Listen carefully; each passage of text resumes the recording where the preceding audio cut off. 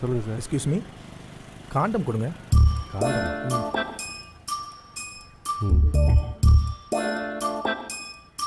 எவ்வளோ எவ்வளோ sir? 50 rupees.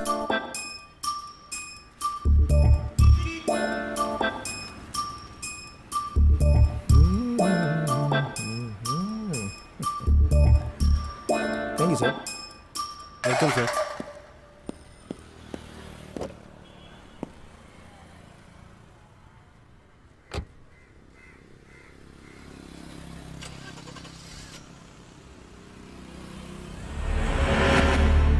கல்யாணம் ஆகி எந்த ஒரு மனுஷனுக்கும் எதுவுமே நடக்காம மனைவி கூட எப்படி இருக்க முடியும்? ஆனா என் ஐஸ்வர்யாக்காக என் ஆசையை கண்ட்ரோல் பண்ணி அவளுக்கு பாதிப்பு வராத மாதிரி அவகிட்ட சேஃப்டியா நெருங்கினேன்.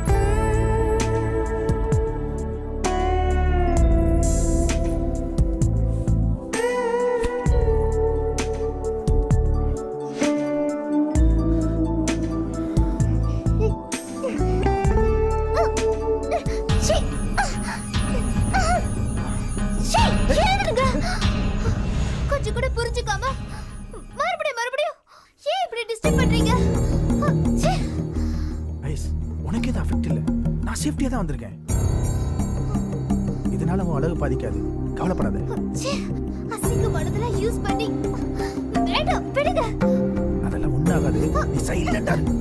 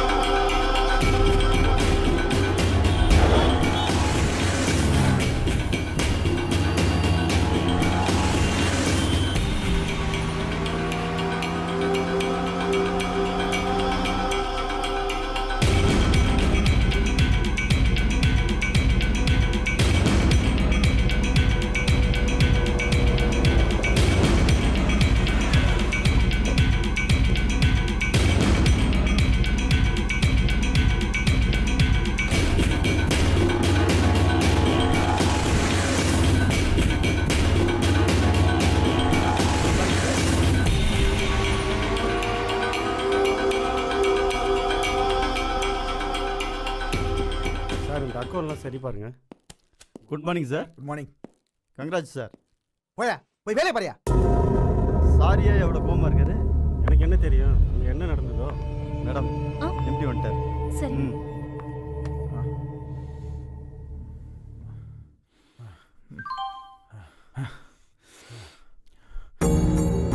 இல்ல, இப்பவே குழந்தை பெத்துக்கிட்டேனா என் அழகெல்லாம் போயிடும்.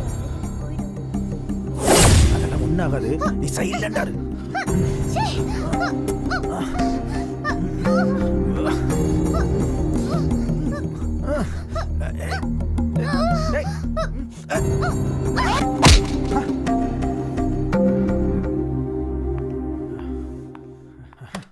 Good morning sir. வாரியோ, யார் நீ?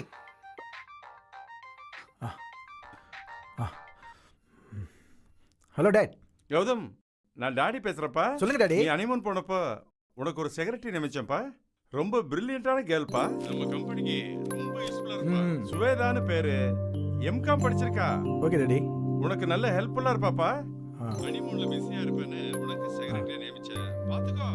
Okay daddy. போன் வச்சிரவா? வச்சிருங்க. சார். யோ ஸ்வேதா. Yes sir. எம்காம் படிச்சிருக்கீங்க. Yes, sir. உங்களை பத்தி எல்லா டீடைலும் டாடி சொல்லியிருக்காரு. அப்படியா? சொல்லுங்க.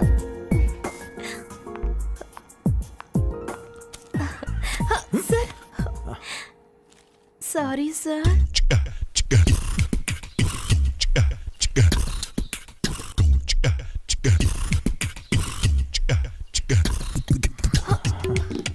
Sorry sir. ரொம்ப sorry okay, sir. Alright. Sir, இதுல ஒண்ணு, அப்புறம் இதுல ஒரு கையெழுத்து போடுங்க.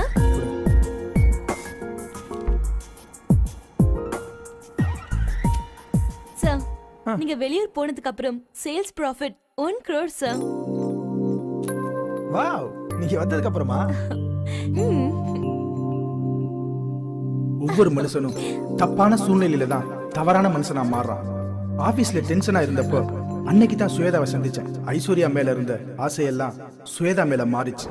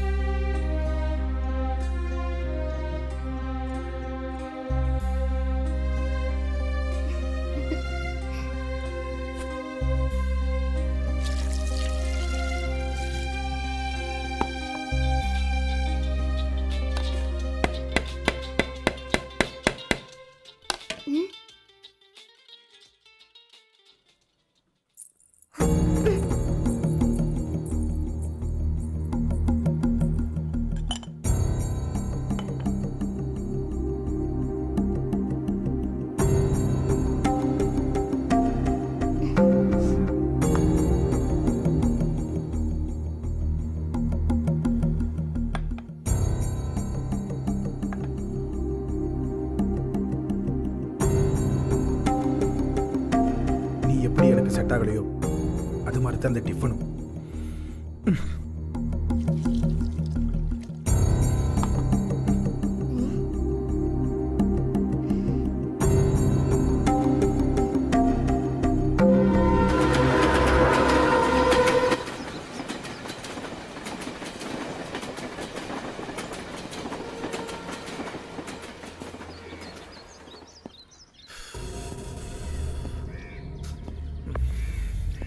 என்னங்க இப்பவே இதெல்லாம் பண்ணணுமா?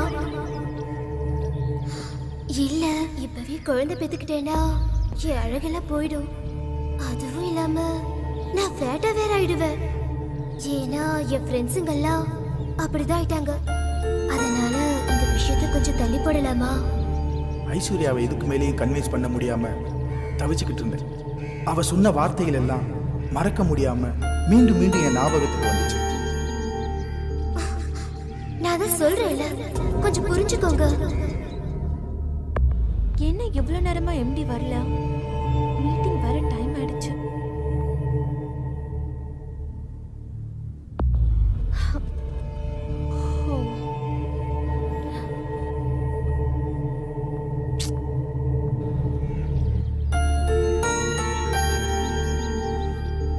Excuse me sir. சார், பாம்பேல இருந்து பிசினஸ் மேன் வந்திருக்காங்க. ஆல்ரெடி 1 மணி நேரம் வெயிட்டிங் சார். சார், இந்த மீட்டிங் சக்சஸ் ஆச்சுன்னா 1 crore profit sir. Meeting cancel பண்ணு. சார், என்ன சார்?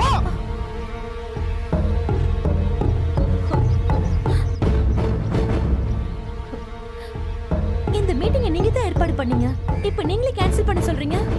என்ன சார் ப்ராப்ளம்? சார், உங்க பர்சனலா இருந்தா கேட்டதுக்கு மன்னிச்சிருங்க.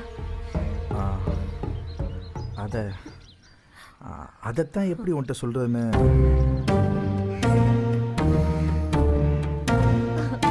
நீங்க நல்ல ஜாலியான கேரக்டர்னு கேள்விப்பட்டேன். ஆனா உங்களை பார்த்தா அப்படி தெரியலையே சார். குழந்தை பெத்தா அழகு குறைஞ்சிருமா? என்ன சார் சொல்றீங்க? உங்ககிட்ட சொல்றதுக்கு என்ன இருக்கு? குழந்தை பெத்தா அழகு போயிடும்னு என் மனைவி சொல்றா. சார், அது அவங்கவுங்க மனநிலையை பொறுத்தது.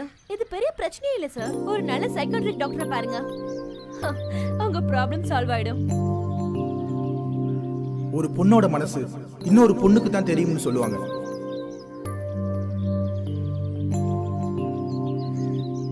இந்த பிரச்சனைக்கு விடை தெரியணும்னு சுவேதா கிட்ட எதை பத்தி யோசிக்காம உடனே கேட்டேன்.